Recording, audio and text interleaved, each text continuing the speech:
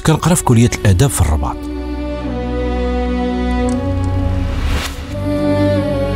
كان في عمري 20 عام.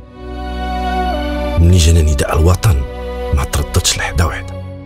كنا أكثر من 350 ألف مغربي ومغربية، وأكثر من 12 ألف حافلة وشاحنة باش نصلوا الرحم مع خوتنا في الصحراء.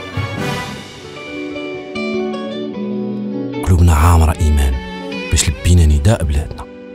تلاقينا بناس جايين من المغرب كله، نساء، شباب، شيوخ، تمشينا على الأقدام، وفي كل خطوة كنحسو بلادنا كتزيد معانا.